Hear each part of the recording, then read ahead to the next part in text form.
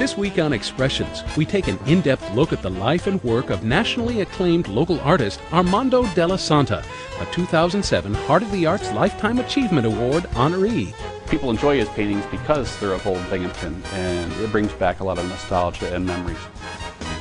This is the gizmo that I paint with.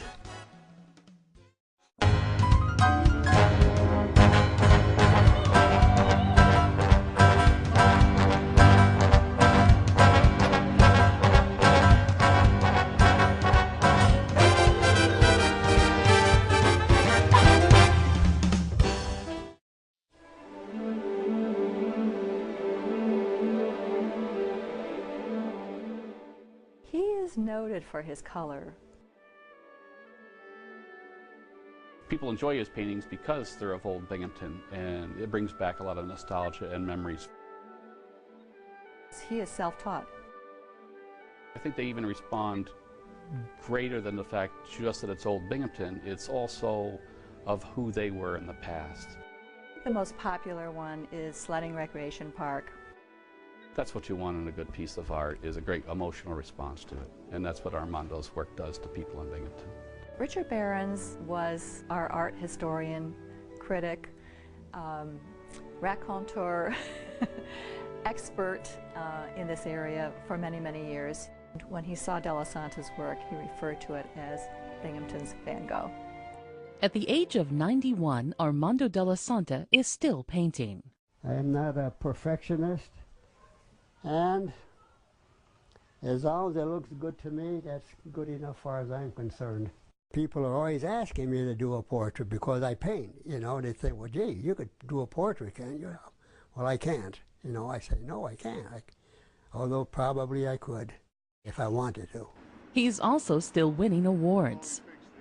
I'm honored to present the Lifetime Achievement Award for 2007 to Armondo Dellasanta in recognition of his long-term contributions to the arts in Broome County. Congratulations.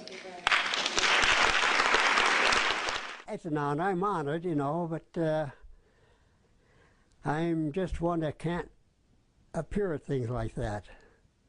I'm shy, and I think I would probably faint if I had to get up in front of a bunch of people like that. No, so Louise will do the honors for me. She got me into it, she can get me out of it. His art says more than 1,000 words can. So on Dell's behalf, I simply say, thank you all.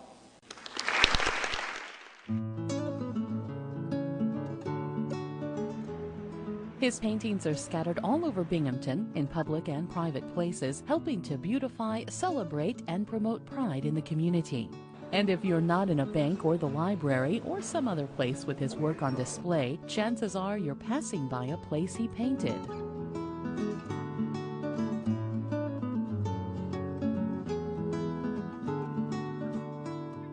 The building here on the corner was the scene of Buddy's restaurant, the one that has the stone facing.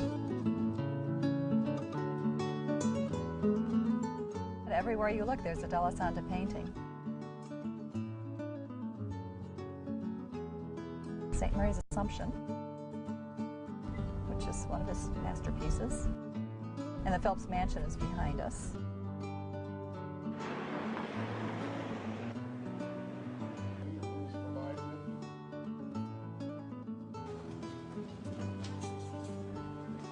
On the left-hand side here is Little Venice Restaurant, which had moved a few times, but prior to being here, it was to the right of the Mohegan Market. We're on Leroy Street. St. Patrick's Rectory is there.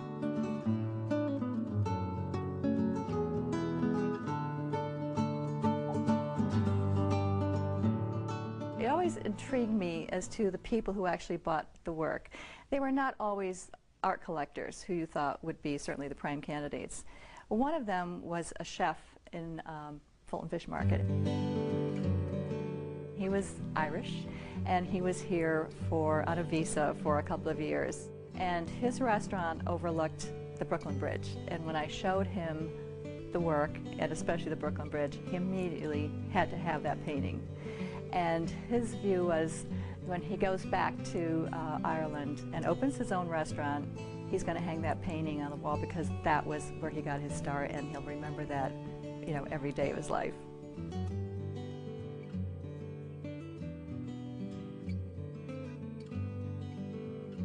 Dellasanta sold her multiple paintings for her daughters.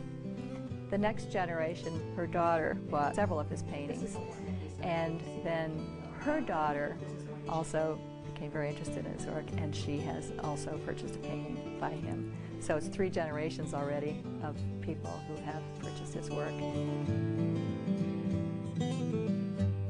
We'll have a painting here, which I think is one of his finer paintings. It's a painting near Cleveland, New York.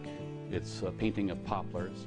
And you can see how beautiful this painting is done, almost in a Van Gogh style. And at moments in the painting, I think even better than a Van Gogh style by his use of color. The other painting that I have is Washington Street Bridge from the river. Tom Kelleher has 3 Dellasanta paintings.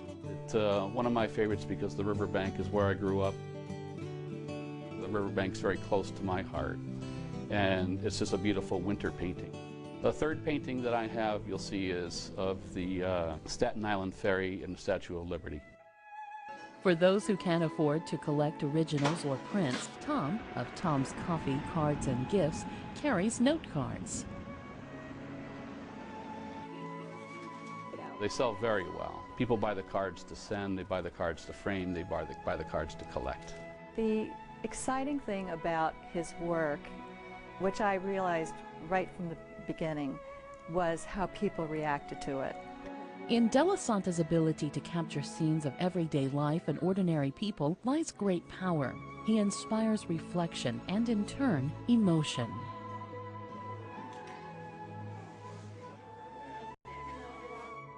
It brings back personal memories of when I used to enjoy Recreation Park. One of the persons was very emotional. When she was a child, she used to walk to Recreation Park and skate there half the day and walk home. She cried because it was a time of life that was an innocence. There was an innocent time of her life, and she said her children today will never experience that. It's a wonderful painting that I personally respond to because I could possibly be one of the kids in the painting, because I would always go there and sleigh ride and ice skate. So Armondo could have been painting me while I was there. Traffic and storefronts in downtown Binghamton really looks like what Binghamton looked like when I was a child. It was the center of the shopping district for the entire county at that point. Fowler's department store had a lovely woman who sat atop a platform playing the organ. Even though I'm only in my early 50s, some of Armondo's paintings of, say, the pig stand on Upper Court Street and Main Street in Johnson City, I have an emotional response to when I never even went there. My parents met at the pig stand, and my father was a soda jerk, and my mother came in as a student of St. Paul's Church, and they regaled me with many stories about the times that they spent there. So when I see that painting of Armondo's, I personally have an emotional response to it, even though it wasn't part of my history. That painting I would like to have for myself, in fact, although I think it's in another collection right now. His work has even had a pretty unusual effect at the McCormick Funeral Home.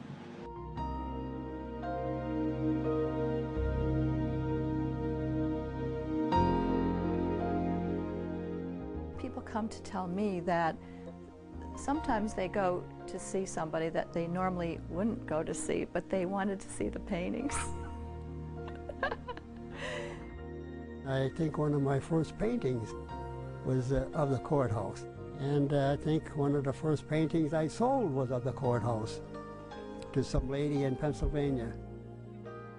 Dellasanta's paintings document his life's travels and often landmarks of times past. This is one of my early paintings. We had the rare pleasure of being shown around this shy man's modest home and his basement studio. And this is the gizmo that I paint with. My favorite scenes anyway, you know. I used to sit there, and when I went to New York, on the benches there, and the Plaza Hotel and that fountain over there. His life story is a tale of humble beginnings and successes and achievements that he didn't necessarily seek out. Dellasanta was born in Binghamton's First Ward in 1916, just blocks from where he lives today. I was born on Clinton Street. I wasn't born in the hospital. My sisters were all born in the same house. We had midwives delivered us. Didn't have doctors. Nobody thought about calling a doctor for anything. And we all survived, and I don't know how we did. And the house itself was kerosene lighted, kerosene lamp, and one coal stove in the kitchen for heat. The rest of the house wasn't heated at all. They played, I think, what would be today known as street hockey. Everything was what they found on the street, in the woods, or whatever to play with. He said they never had any toys. They never were purchased, you know. They didn't have money to buy to purchase toys, so it was all makeshift. And I was apprenticed to be a barber when I was 14 years old. I used to go after school and worked all day Saturdays, and oh boy, what a drag that was. But I did go because my father thought I ought to learn a trade, I guess. His parents were Italian immigrants. It was a time when various ethnic populations moved into that area. A lot of that hustle and bustle of Clinton Street you can now see in his paintings, and especially of downtown Court Street. I think that was a direct influence on his work. By the time I was 18, I was a barber. I didn't go to school much. I didn't go to high school, which is terrible, but I have to admit it, I didn't go. I never did homework. I didn't know I was supposed to. I had a hearing problem, and everybody else seemed to know what was going on in the classroom, but I didn't know what was going on. To some generations, much is given. Of other generations, much is expected. This generation of Americans has a rendezvous with destiny. Perhaps his experience in FDR's Civilian Conservation Corps, planting trees and pick and shovel work and stuff like that, it was fun. Bunch of guys. Led him to join the Army Infantry in 1940. We must be the great arsenal of democracy. For us, this is an emergency as serious as war itself. The president had called for volunteers. I began going to New York when I got into the Army. I was stationed in Fort Dix, New Jersey. I hang a flag out because I'm a veteran. I feel for those guys in Iraq. I think that's terrible what they're going through. I've been through that kind of stuff, you know. Decades of excursions to New York City inspired many of his paintings. I always liked going to Washington Square, you know, to sit around and walk around, take pictures, photographs.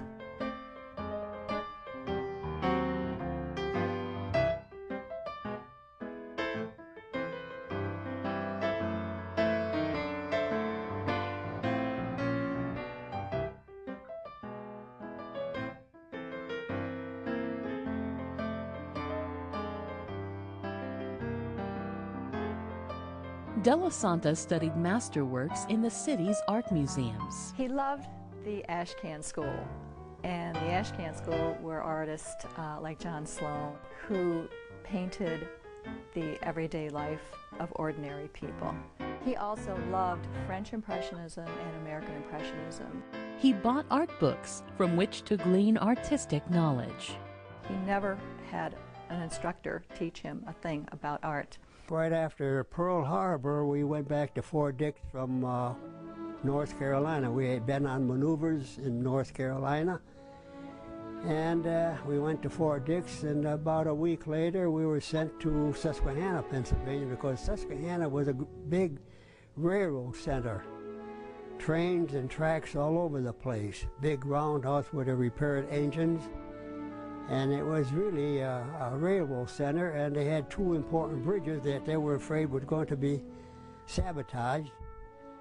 And I was guarding one of them, what they call the old iron bridge. It was an old iron bridge.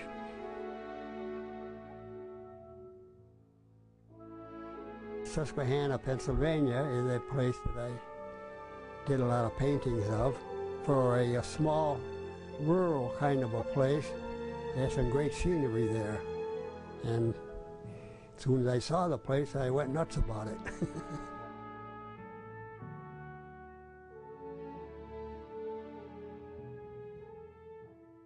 But halfway through a painting, I begin to hate it. And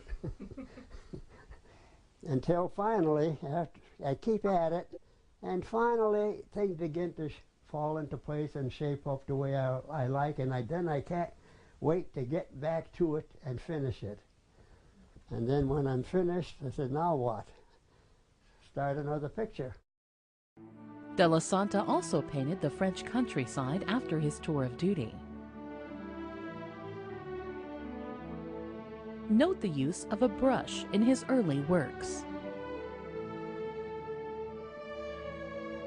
It was the brush that almost made him quit. He said he was ready to quit painting because he thought they looked like everybody else's paintings. And then for some reason he took out a palette knife. Right from the start, as soon as I painted with a palette knife, I liked what I was doing, the way they turned out. And when I was painting with brushes, there was no comparison, I didn't think. It was a little harder, like trying to paint with a broom, but nevertheless, the result was what I wanted. After returning from the war, Dellasanta could have collected as a veteran, but chose to work instead, first in an auto part plant and later as a custom framer. I liked that kind of work. I was good at it, you know. It was interesting for me. He held that job for 30-some years, finally quitting at the age of 79. All the while, he painted and made dry point etchings from a basement studio.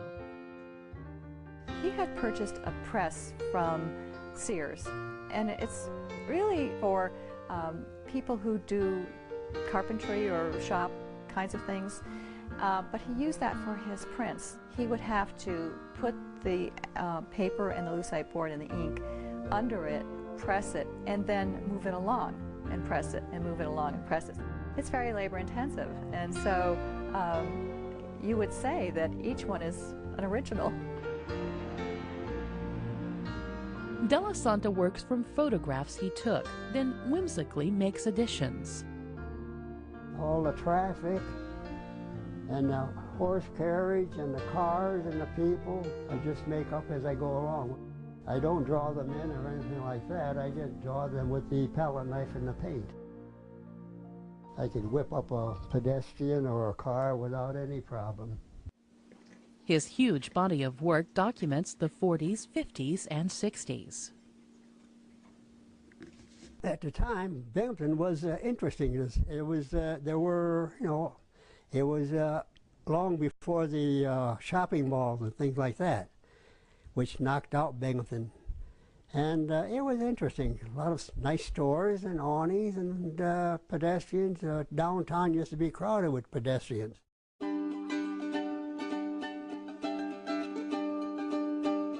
I think one very interesting thing that maybe not many people know is that he requires very little sleep.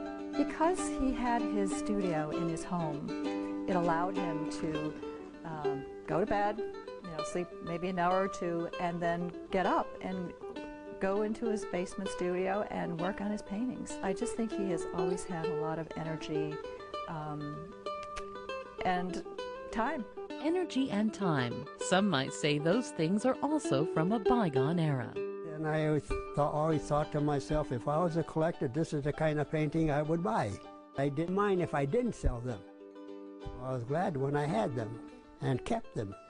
And when I sold one, well, I kind of regretted it, but I did sell one, but not very many. And that didn't break my heart, but almost.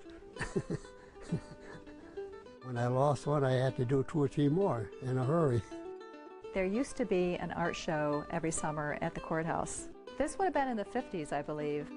He would display his work there, and it was, I think, because of that that many people came to him and asked them to do commissions.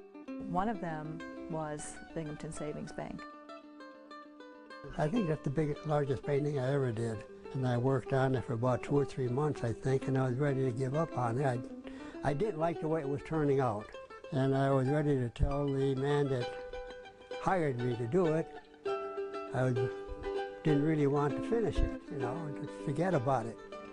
But I kept at it, and I did finally finish it, and I guess I like it now. And it was a good painting, fine. It turned out all right.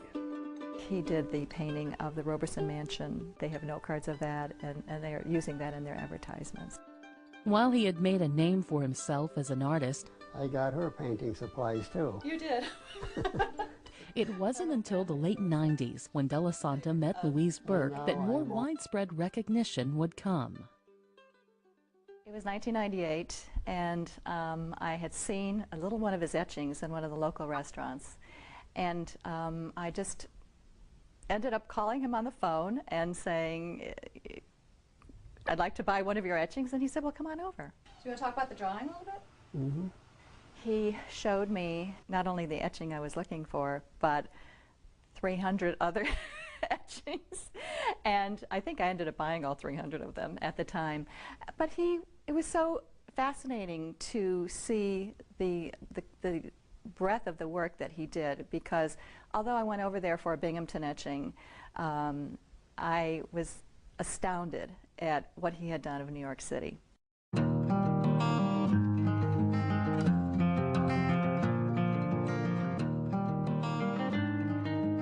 The art galleries and the museums and looked around. There was nothing at all like those paintings. I don't know what came over me, but I just said, you know, I think I could sell these. And that started the beginning of a wonderful relationship.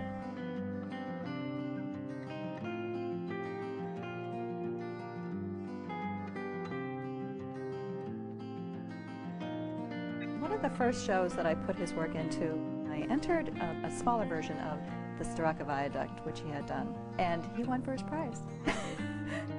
Since then, he's shown numerous times in New York City, Pennsylvania, and throughout the Southern Tier.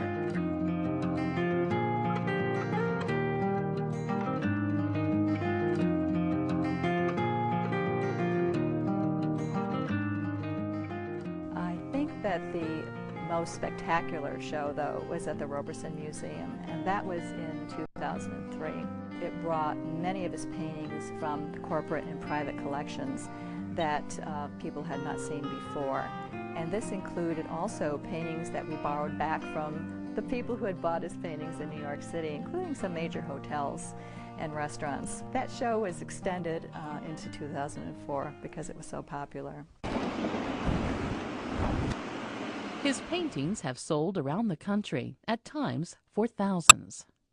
Dellasanta was honored with the star on Binghamton's Walk of Fame in 2004. I didn't think I really deserved it, you know. It's nothing that great to be a painter, really. There's so many other painters I thought were as good or better. A lot of painters in the area that deserve something like that. I think it's one of the reasons that I decided to represent him, because he was so gentle and kind and humble, and he would never, ever be out there promoting his work.